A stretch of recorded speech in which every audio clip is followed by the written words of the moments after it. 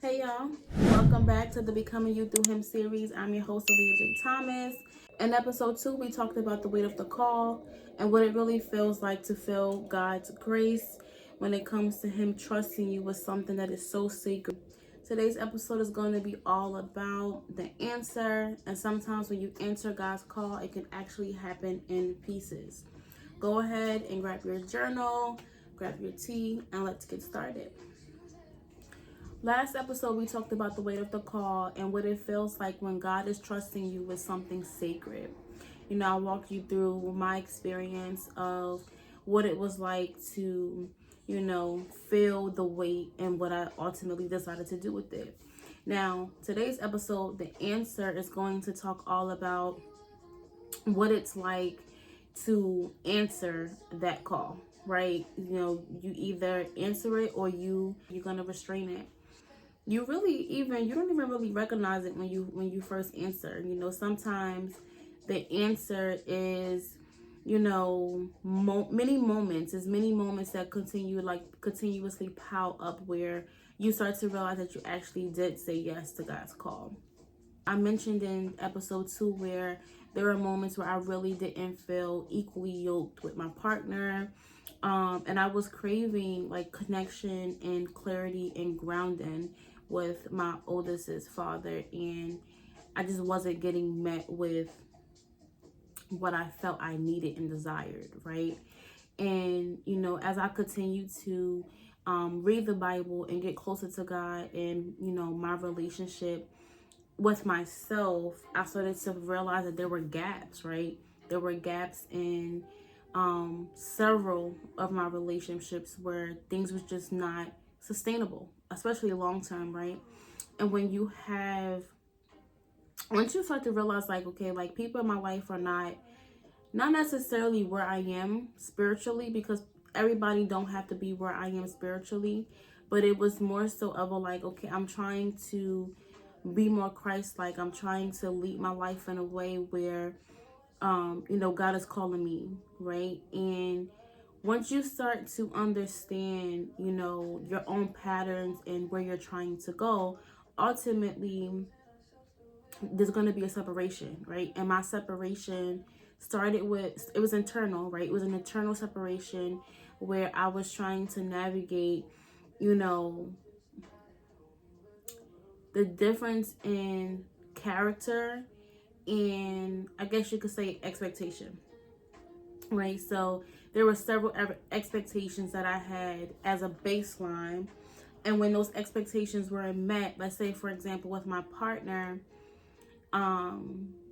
it created a rift, right? So I had all of these like mini rifts in all of my relationships where I was continuously pouring and pouring and pouring and pouring to the point where I got empty. And I had to really sit back and understand like, okay, why these situations continuously bringing me to a point where people can't hold me, right? People are not holding me in the way that I'm holding them. Like, what's actually happening? And I remember like praying and writing in my journal one night, and God basically was like, that's enough. That's enough. Don't do anymore. Like, don't do anymore. And what I was craving, it wasn't actually even spiritual, it was relational. Like, I was searching for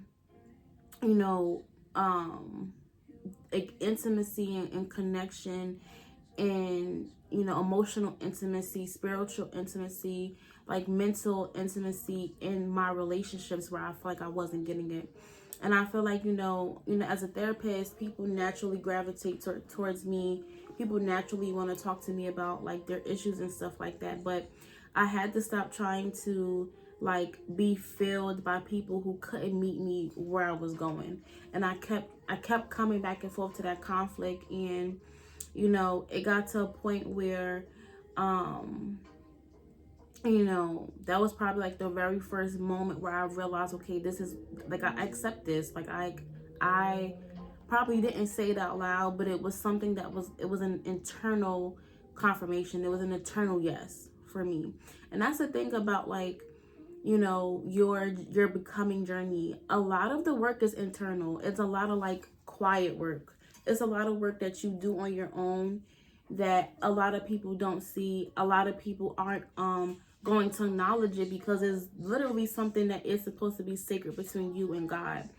And the only time people start to see a shift within you is ultimately when you start showing up in this different your different like persona, like your different being, because you're being changed in so many different ways on the inside.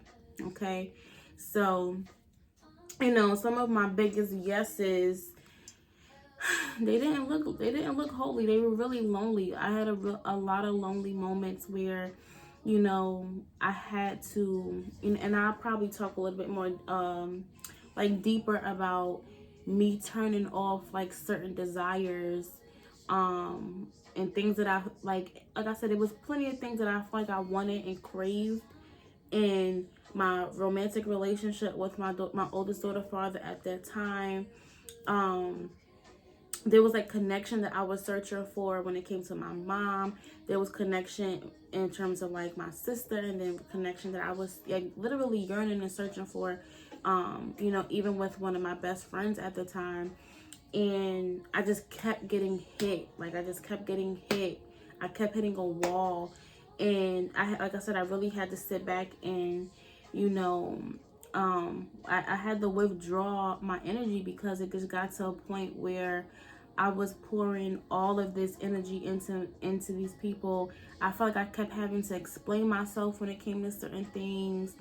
And I just kept chasing this like need to be fully understood. And I got to a point where I was like, I don't even care if they understand, right? Then it got to a point where I was like, you know what, I just have to say what I have to say to get it off my chest, because if I don't, then it's going to eat me, and it's going to eat me alive on the inside. So I had to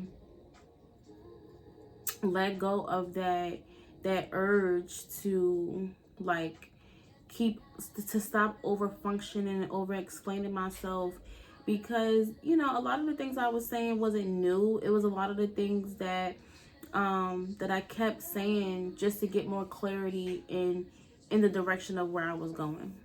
So the cause, because I talked about the weight of the call and how there is a cause that comes with being called by God. And a lot of times that causes misunderstanding, right?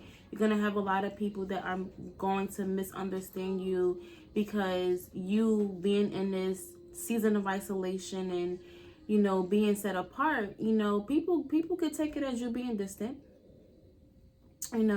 People could take it as you acting different, right? That's like it is what it is. But there is gonna be like a depletion of old roles. And for me, like I was always in multi roles at one time in multiple relationships, right? So like, because I had these boundary issues, and I was like going through boundary issues with my mom and my sister, for example, I had dual roles in those relationship dynamics, right? So like I was like my sister's like mom, like parent figure and sister, right? So I had dual relationships in that one relationship, right?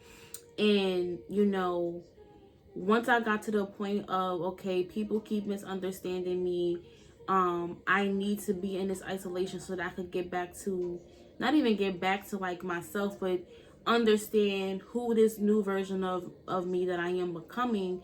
I am going to have to set some of these roles down. Like, these roles are no longer serving me. So, and that was a lot of that was an eternal battle. It was an eternal shift, and a lot of the things did not get said out loud. I knew I wasn't going back. I knew I couldn't afford to go back to that old version of me, and it literally just it set a lot of things in motion. Once I was able to kind of like get to a point where I was like, you know what, you know, I am lonely. I'm not alone, but I am lonely. And I just can't keep like getting to a point where I keep bumping heads with people. I'm at a point where I'm tired, I'm frustrated, I'm overwhelmed, I'm tired of having the same conversation over and over.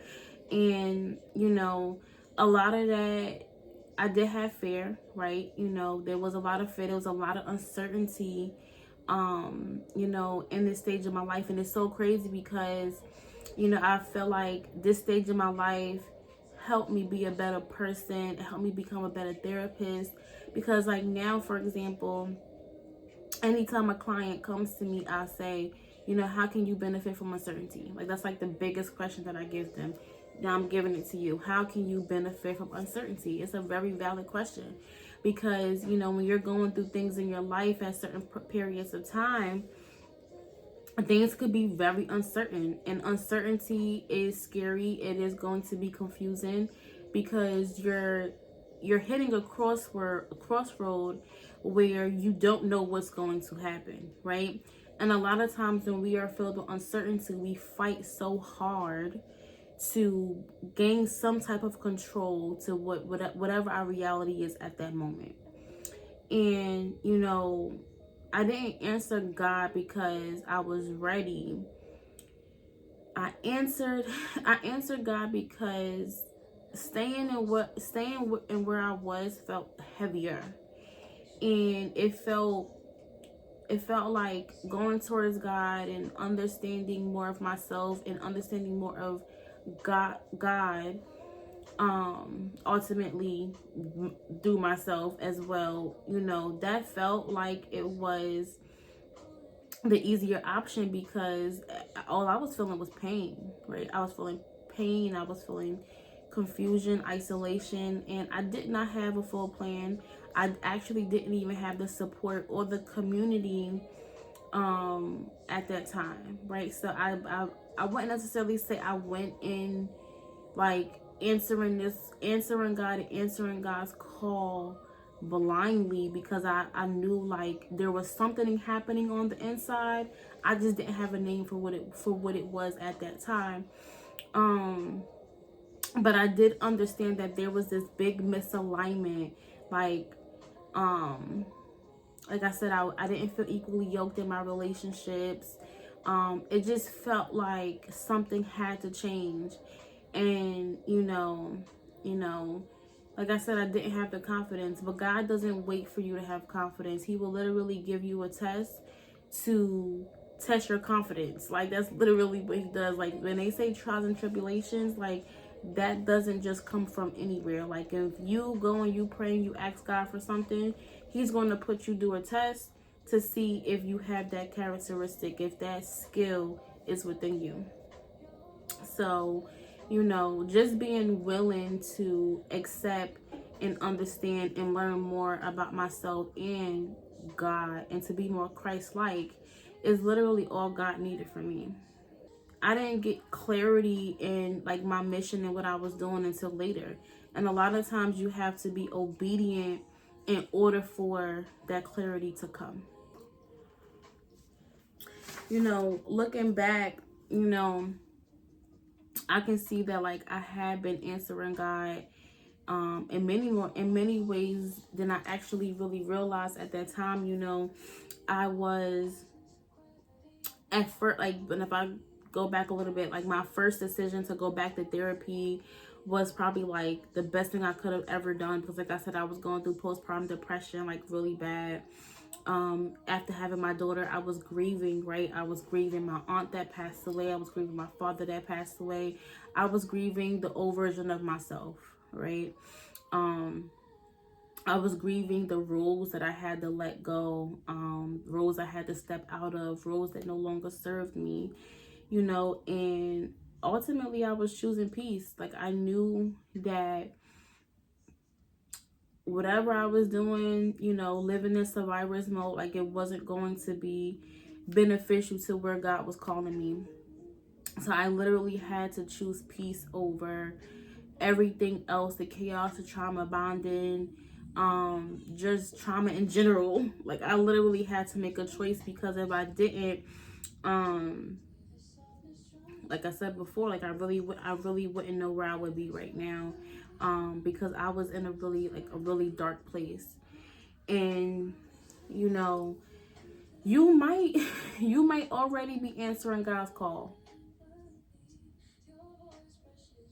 It might look small, it might not look like it's enough, it may not feel like it's enough, but you may already be answering God's call. Like I said, there were many moments where I accepted God's call just by surrendering, just by saying, God, I don't have it all figured out, but I need you. But I need you. God doesn't rush alignment. He actually honors the sincerity, the pain, the confusion, the uncertainty. He acknowledges and honors it all. So sometimes the answer isn't this big congratulatory leap. Sometimes it's just a quiet turn. Sometimes it's you just raising a white flag. So I'm not going to give any Bible verses today. I really want today's message to just sit, and I want you to really, ask yourself, where is God leading you? This isn't about you becoming somebody new. It's about returning to yourself with God. God knows who you are. He knows who you are. He knows your name. You just have to call on him. Some homework. Where have you been pouring? And how can you pour into God? Yeah. What would it look like for you to stop pouring into people that are empty and pour into God? That's the homework. In the next episode, we will be talking about positioning. And positioning is all about what happens after you say yes. What happens after all of the many moments where you have accepted the weight of the call. Again, I would love to know how God is moving in your life. So please let me know in the comments. Episodes will be dropping every Wednesday at 7 p.m. I look forward to seeing you guys in the next episode. Later.